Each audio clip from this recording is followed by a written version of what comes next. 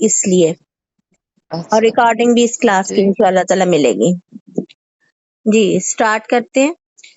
السلام اچھا علیکم ورحمۃ اللہ وبرکاتہ، نحمدہ ونصلی علی رسولہ الکریم، اما بعد، فاعوذ باللہ من الشیطان الرجیم، بسم اللہ الرحمن الرحیم، رب اشرح لی صدری ویسر لی امری واحلل عقدۃ من لسانی یفقہوا قولی واجعل لی وزیرا من اہلی، اللہم فقہنا فی الدین، ربنا زدنا علما، اللہم انا نسألک علما نافعا، رزقا طیبا وعملا متقبلا، ربی یسر ولا تعسر وتمم بالخیر۔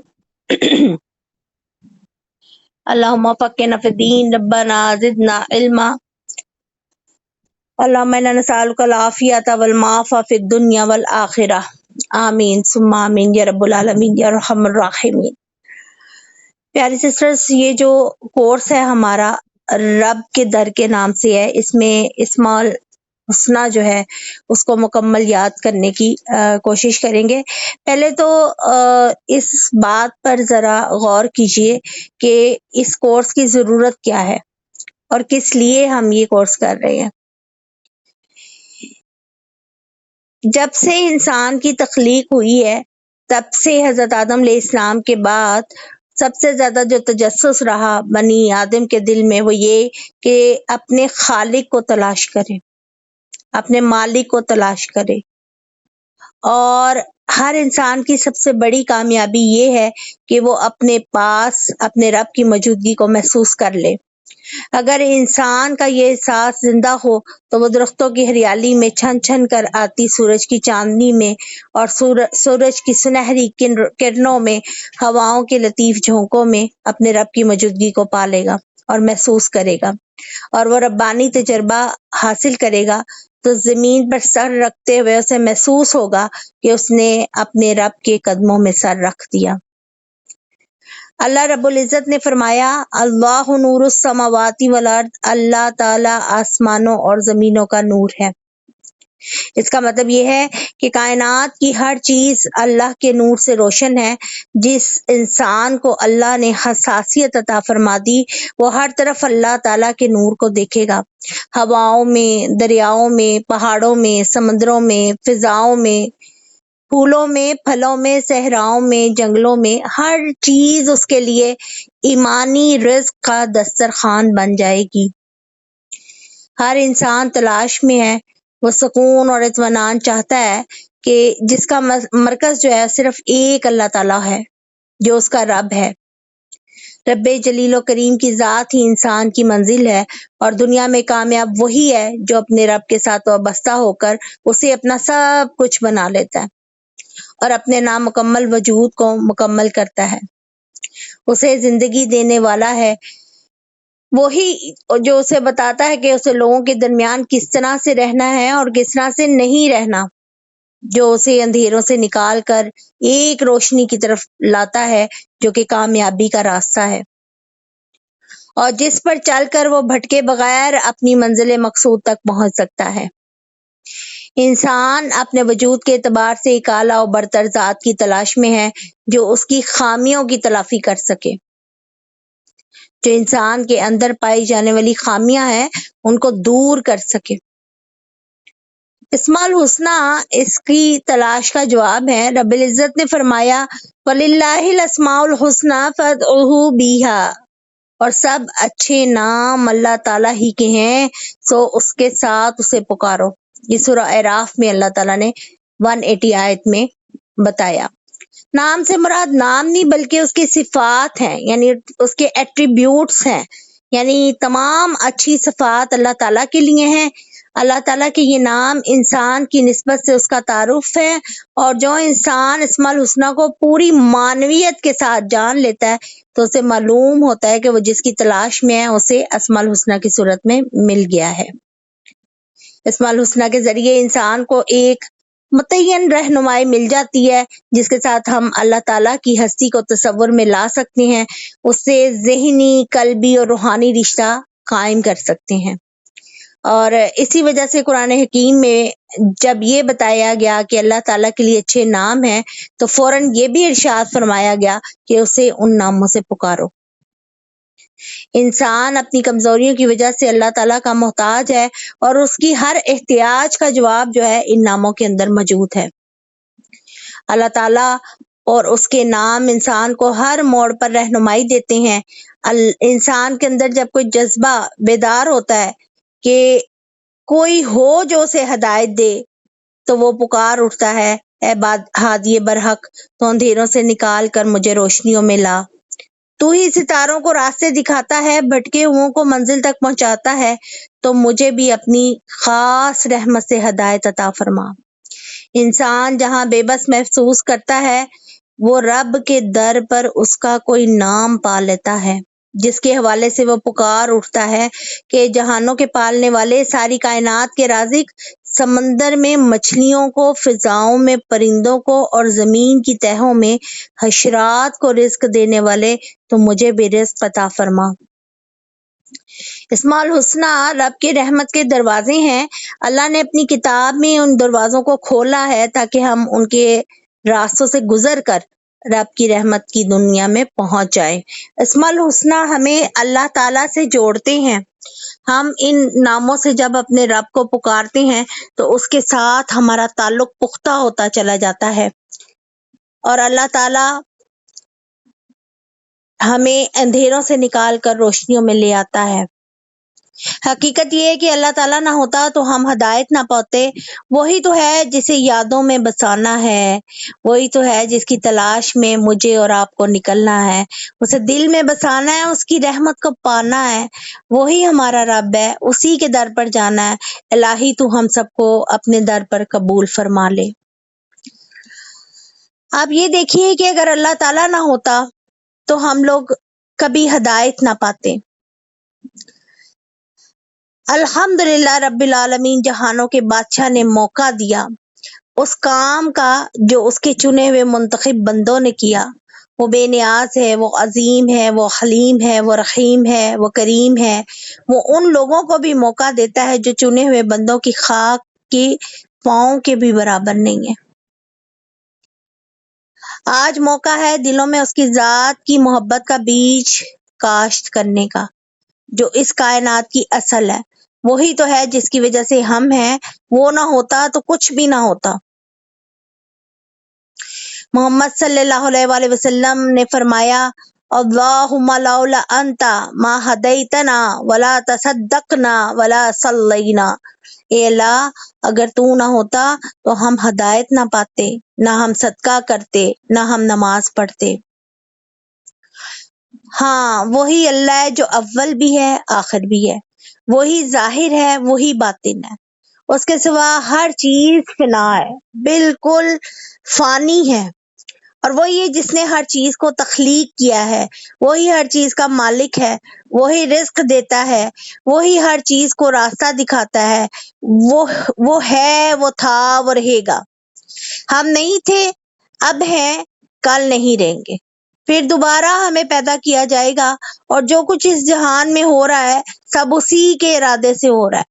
اسی کا ارادہ اصل ہے، اس کے سوا جو کچھ بھی ہے اس کی وجہ سے ہے، اور اگر اللہ نہ ہو تو کچھ بھی نہیں ہوتا۔ وہی تو ہے جس کی وجہ سے ہر چیز کا وجود ہے، وہی ہے جس نے ہمیں یہ زندگی دی اور اس زندگی میں ہمیں ڈیزائن کیا، ہمیں پیدا کیا، جس نے ہمارے سارے رشتے تخلیق کیے، اور جو رشتوں کا خالق ہے، جو رشتوں کی محبت کو بنانے والا ہے، اور وہی رشتوں کو جوڑنے کا حکم دیتا ہے۔ وہ کون ہے، وہ کیسا ہے، کیسے اس کو سوچیں، کیسے اس کا تصور باندھیں، کیسے اس سے محبت کریں، کیسے اپنے رب سے اپنے تعلق کو جوڑیں۔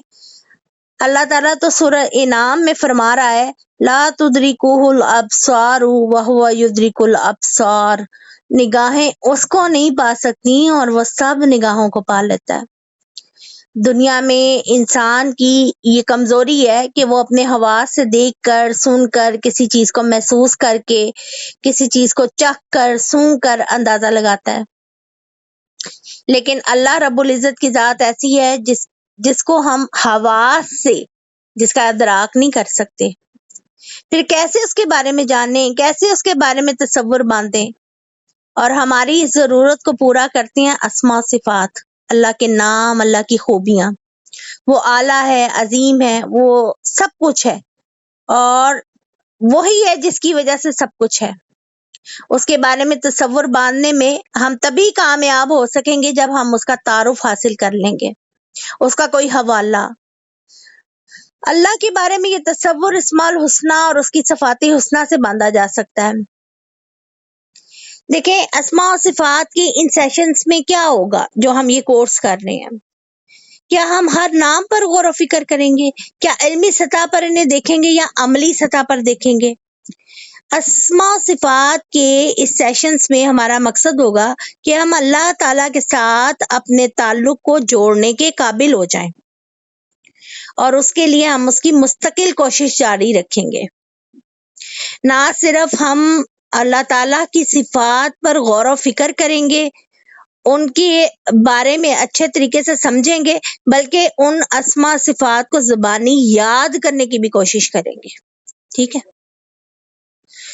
اب یہ دیکھیں کہ سائنس ہمیں بتاتی ہے کہ انسان کا دماغ زیادہ سے زیادہ 3% استعمال ہوتا ہے، اور جو قوتیں اللہ رب العزت نے دے رکھی ہیں ہم ان قوتوں کو بھی پوری طرح سے استعمال کرنے کی قابل نہیں ہیں، اور ذات اعلیٰ کی تلاش جو طلب اللہ تعالیٰ نے ہمارے اندر رکھ دی ہے، اس کی وجہ سے انسان کے اندر ہمیشہ خلا رہتا ہے اور اس خلا کو اسماء صفات پورا کرتے ہیں۔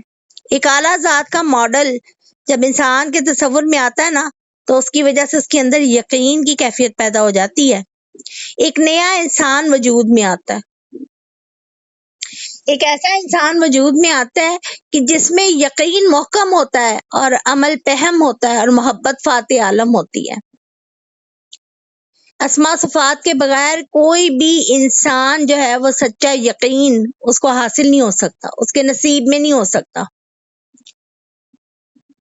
اللہ تعالیٰ مجھے اور آپ کو جو ہے وہ اس علم کو سیکھنے اور اس کو اپنی زندگی میں شامل کرنے کی صلاحیت عطا فرمائے۔ آپ یہ دیکھیں کہ اللہ رب العزت نے آپ صلی اللہ علیہ وسلم کو تمام جہانوں کے لیے رحمت بنا کے بھیجا، اور رحمت بے لوث بے غرض محبت کو کہتے ہیں، اور وہ انسان کمال کے کس درجے پر پہنچ گیا جس کو بے غرض محبت کرنے کا موقع مل گیا اللہ کی طرف سے۔ بے لوث محبت یعنی رحمت بہت بڑی صفت ہے۔ انسان کے اندر جتنی تبدیلی آتی ہے اور وہ کمال کا جو سفر کرتا ہے، دونوں اللہ تعالیٰ کی ذات کے تصور باندھنے اور اس پر یقین کرنے کی وجہ سے ہی کرتا ہے۔ جتنا یہ تعلق مضبوط ہوتا ہے اتنا ہی زیادہ انسان اعلیٰ صفات کا حامل ہوتا ہے۔ ایک انسان اکیلا بھی ہو تو اگر ان صفات کے ساتھ اگر دیکھا جائے آپ صلی اللہ علیہ وآلہ وسلم کی زندگی کو، تو وہ پوری دنیا میں انقلاب لے آئے، اور وہ انقلاب جو آج تک پوری دنیا کے لیے چیلنج بنا ہوا ہے۔ جتنا انسان اپنے رب سے یعنی جڑا رہتا ہے اتنی اس میں عاجزی آتی ہے، اتنی اللہ سے محبت پیدا ہوتی ہے، اور جتنا اس کا تعلق اللہ سے کمزور ہوتا ہے یا غیر اللہ کی طرف اس کا جھکاؤ ہوتا ہے تو پھر اس میں تکبر، گھمنڈ، ایسی چیزیں پیدا ہو جاتی ہیں، اور وہ انسان ذلت اور پستی میں گھرا ہوتا ہے۔ دونوں ہی باتیں کمال کی ہیں لیکن دونوں ایک دوسرے کے منافی ہیں، یعنی دونوں ایک دوسرے کے اگینسٹ ہیں۔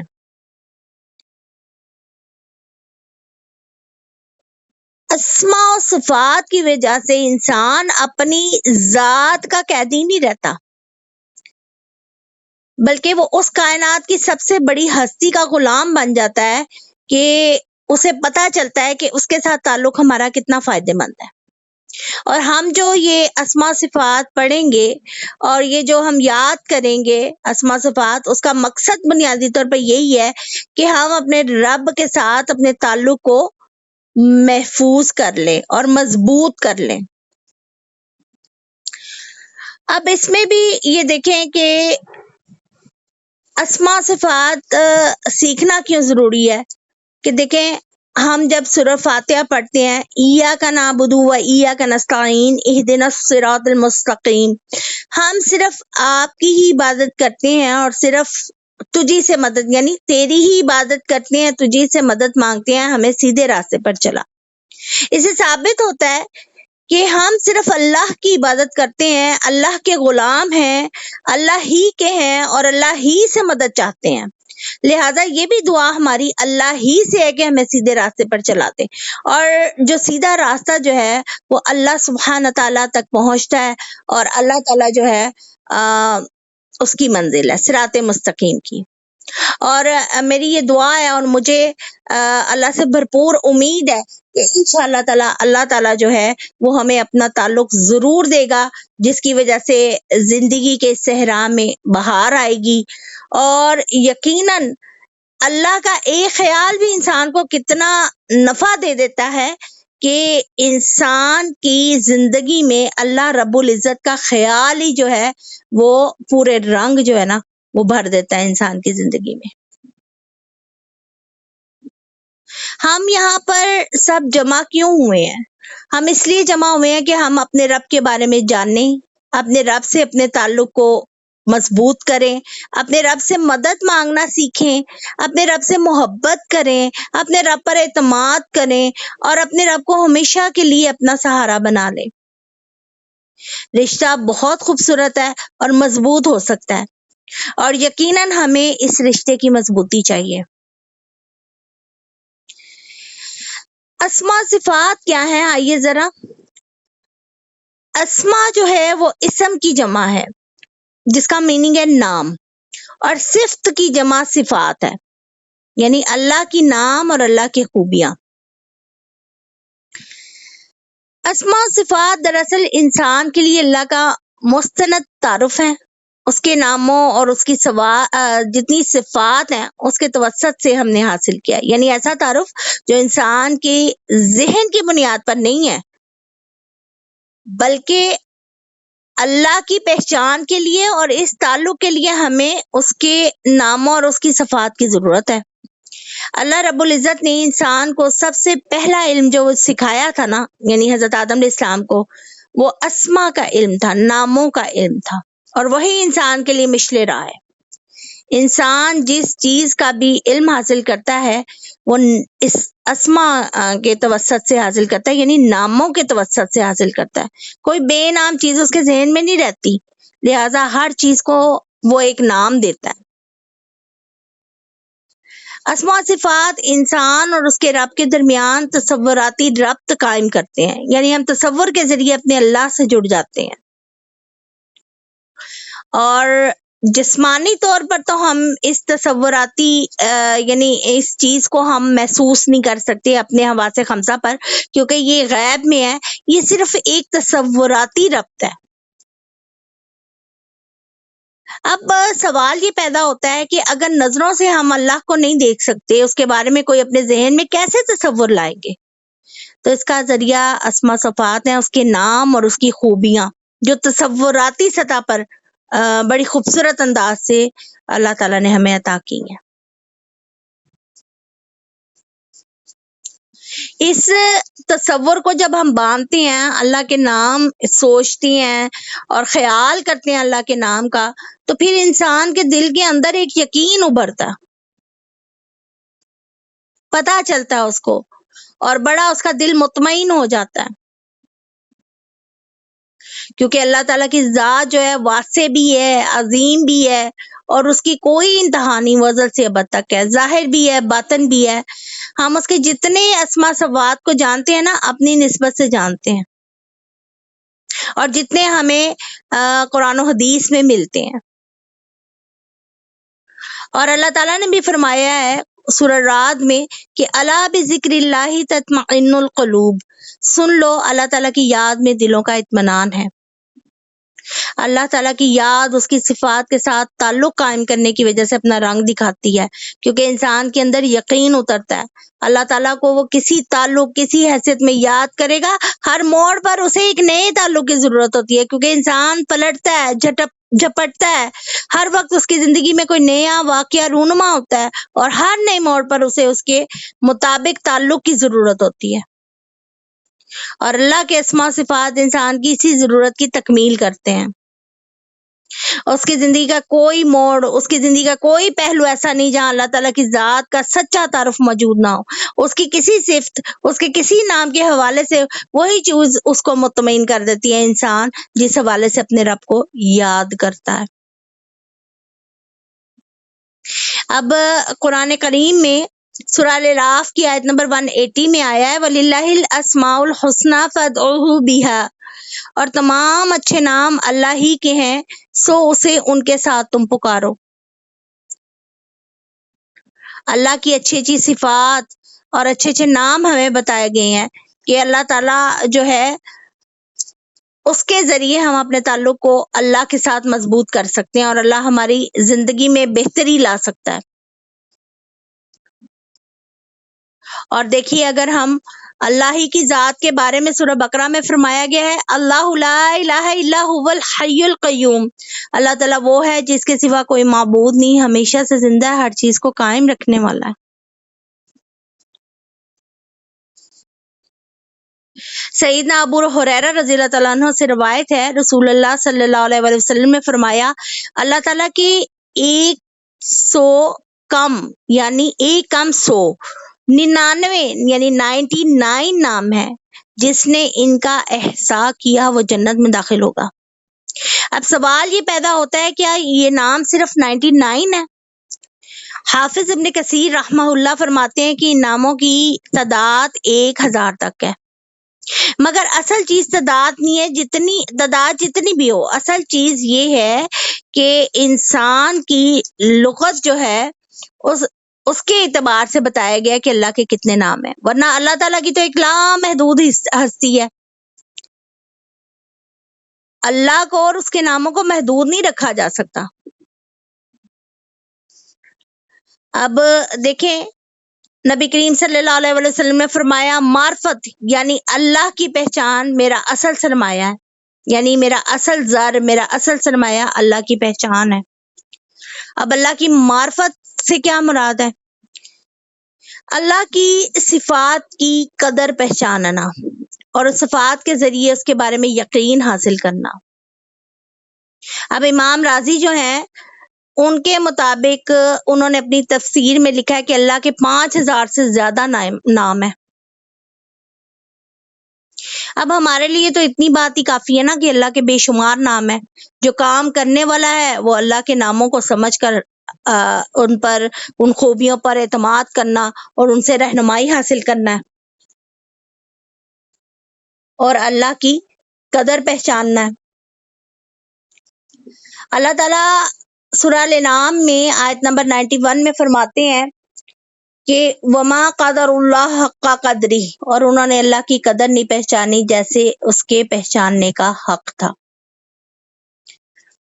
یعنی اصل چیز جو ہے وہ یہ ہے کہ گنتی نہیں کرنی کہ نام کتنے ہیں، ہزاروں نام ہیں اس رب کے، لامحدود نام ہے، لیکن جتنے ہمارے تک پہنچے ہیں ہم صرف وہی یاد کریں گے، ان خوبیوں کو پہچانیں گے اور زندگی میں جہاں بھی ضرورت پڑے گی اس کی ان خوبیوں سے اپنے لیے رہنمائی حاصل کریں گے۔ اور جو اصل مقصد ہے وہ یہ ہے کہ اس کی قدر کیسے پہچانی جائے۔ اللہ تعالیٰ مجھے اور آپ کو جو ہے نا پوری اس توفیق دے کہ ہم اس سے مستفید ہو سکیں اور اللہ کے نام اچھے طریقے سے یاد کر سکیں۔ سبحانک اللہم و بحمدک اشہد ان لا الہ الا انت استغفرک و اتوب الیک۔ السلام علیکم ورحمۃ اللہ وبرکاتہ۔